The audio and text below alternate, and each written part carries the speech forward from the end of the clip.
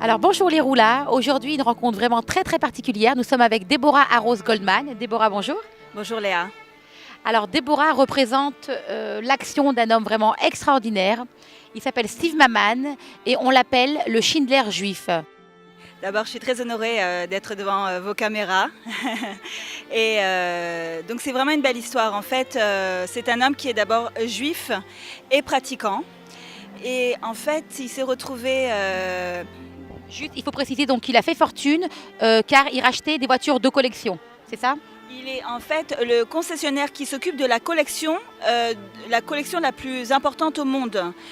Dans cette collection, il y a les voitures de Michael Jackson, il y a les voitures des hommes les plus importants au monde. Et lui, son métier, en fait, c'est de chercher la rareté et de la trouver.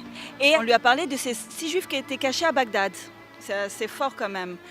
Et donc, il les a aidés personnellement à quitter le pays. Alors donc il a commencé par acheter 6 juifs. Pas racheter, mais en fait, racheter c'est quand même un mot dur. En fait, les faire venir, leur trouver les moyens de sortir du pays et leur donner la possibilité de ne pas être tués par Daesh. Et alors ils ont émigré où ces juifs? En fait, jusqu'à présent, c'est encore un peu secret. On préfère garder l'anonymat sur ces gens. Et qu'est-ce qui s'est passé jusqu'à présent? Peut-être un jour on en parlera, mais à ce moment-là, ça deviendra un vrai film. Et à la suite de ça, il y a eu la guerre qui a éclaté, donc le califat de Daesh autoproclamé. Qui a commencé à attraper les femmes comme ça yézidis, et il s'est dit là il faut que j'agisse, et à partir de là il a créé la fondation CYCI, la fondation des enfants chrétiens yézidis d'Irak. Les yézidis c'est quoi? C'est quelle communauté? C'est une communauté chrétienne mais particulière. Explique-nous d'abord c'est quoi les yézidis? Alors les yézidis c'est une vraie religion en fait. En fait ils ressemblent beaucoup aux juifs. C'est une religion, enfin c'est des gens qui habitent dans pas mal de pays, que ce soit en Irak, que ce soit aussi en France, au Canada, aux États-Unis, en Russie aussi. C'est une communauté de moins d'1 million d'individus où la religion et la nationalité, en fait, comme les Juifs, ne font qu'un. Ils croient en Dieu. Mais ils sont considérés par les musulmans comme des mécréants parce qu'ils ne croient pas en Allah. Donc c'est un peuple qui est exterminé par les musulmans en Irak. Alors, est-ce que les femmes yézidis savent que c'est un juif qui leur a sauvé la vie?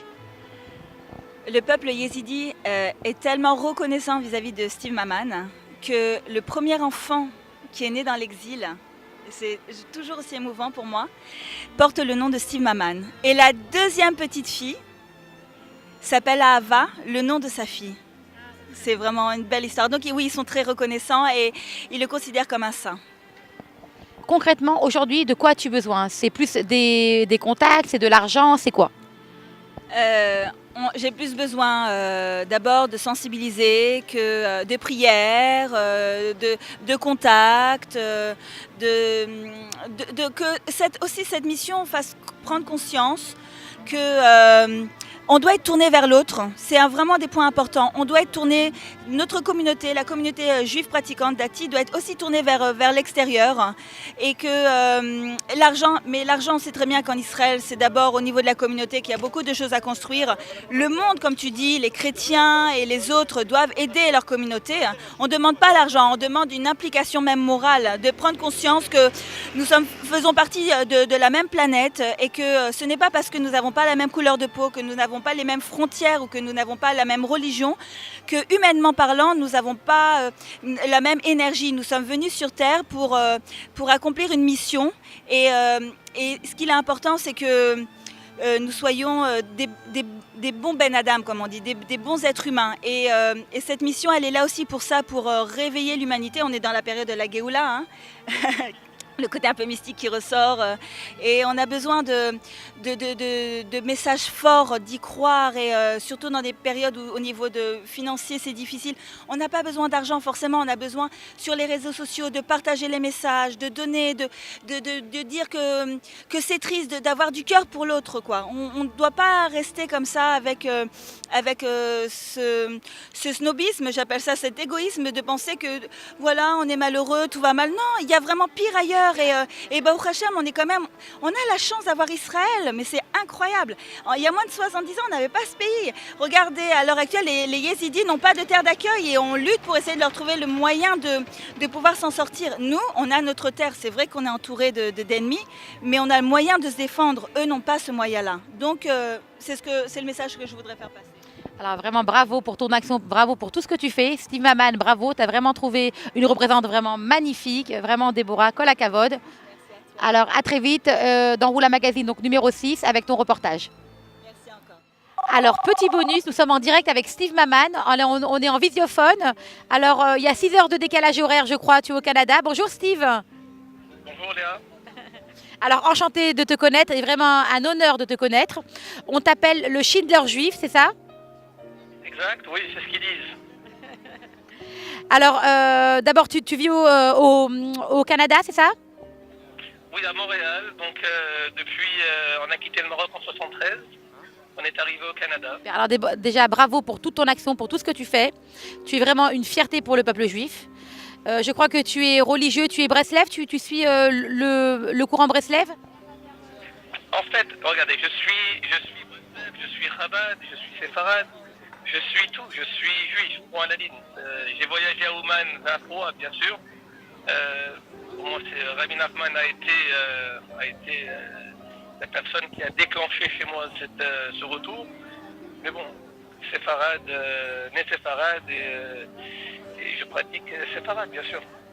D'accord. Alors, Déborah nous a un peu expliqué comment tu t'étais retrouvée dans cette histoire et que tout de suite, tu es venue cette vocation de sauver ces personnes-là. Est-ce que ton action continue ?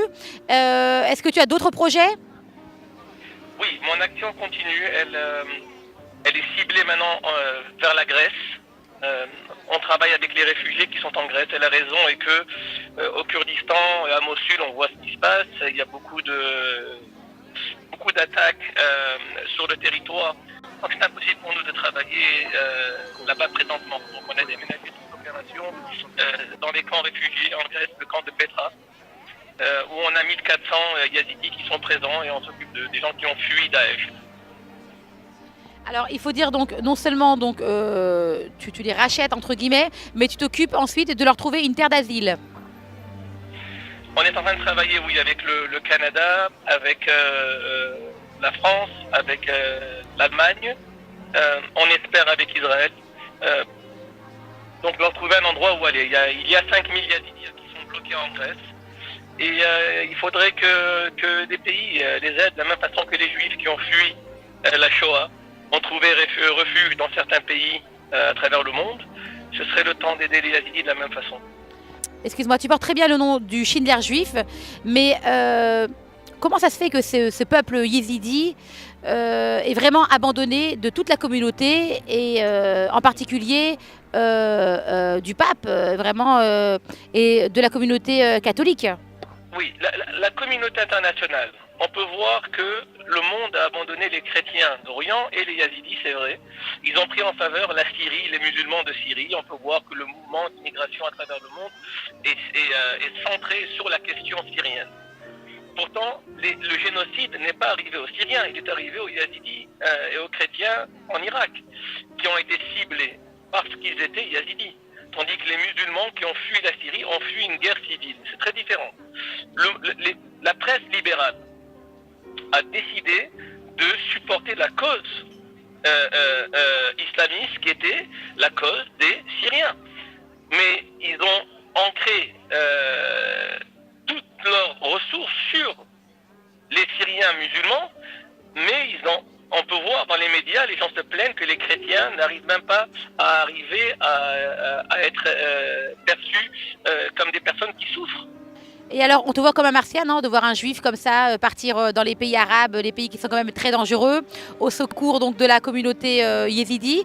Comment ça se passe quand tu arrives comme ça avec ta barbe, ta kippa Regardez, il y a une vidéo qui s'appelle The True Face of CYCI. Elle est sur YouTube.